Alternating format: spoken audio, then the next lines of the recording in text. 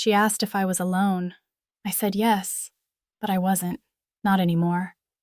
My name is Erin, I'm 20, and I've always loved pools in the morning. Before the crowd, before the noise, when the world still feels half asleep. The water was smooth, silver blue, reflecting the sun like broken glass. I dipped my hand in, tracing circles, pretending not to notice the woman on the other side. She was older, maybe 29, short dark hair, a calm expression, red swimsuit that caught the light. She swam slow laps, steady, like someone who belonged to the water. When she finally stopped, she pulled herself up by the edge, graceful, effortless, and sat there, catching her breath. "Quiet time of day," she said.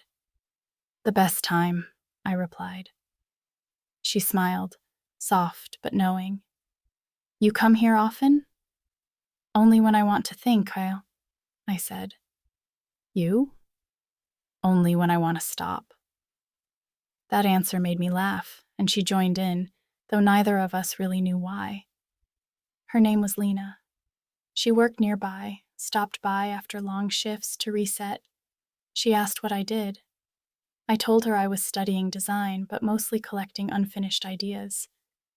"Then you're in the right place," she said. Still water, moving thoughts.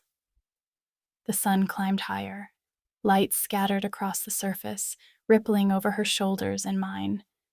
For a while, we just floated, not saying much, just existing in the same quiet rhythm.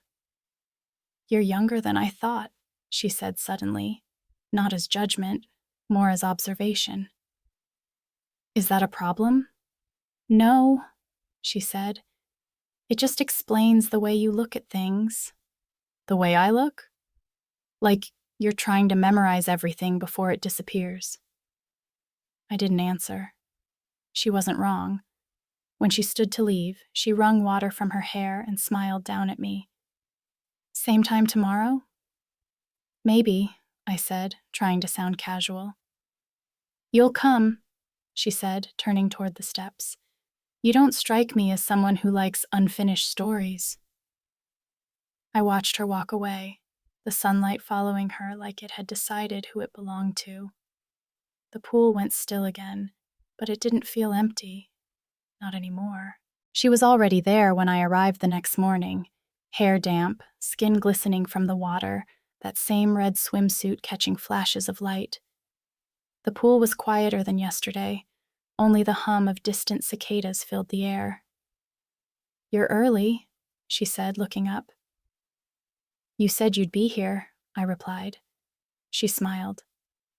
"So you listened." I dropped my towel, sat on the edge beside her. The tiles were warm under my hands. "You swim before work again?" "Not today," she said. "Today I wanted to swim without watching the clock." For a while we didn't speak. The water shimmered, wind moving small ripples across its surface. She reached out, touched it with her fingers, and said, "Funny how something can look still, but never really is." I nodded. "Like people." "Exactly." She looked at me then, really looked. There was a question in her eyes, one I couldn't answer yet.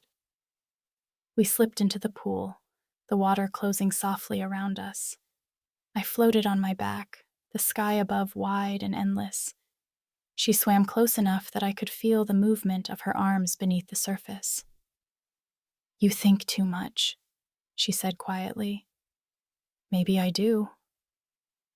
"Then stop thinking." The words hung in the air, half command, half invitation. So I did.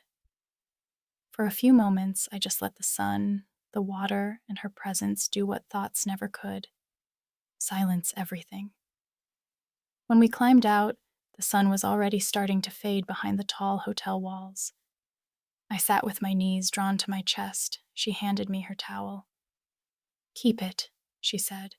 "It's bad luck to leave something unfinished." I smiled. "You really don't like endings, do you?" She shook her head. "I prefer pauses." We stood there for a moment, not moving, not speaking, just the faint sound of dripping water between us. Then she said, "I come here every morning." "You don't have to, but I'd like if you did, I will," I said. And for once, I didn't feel like I was guessing.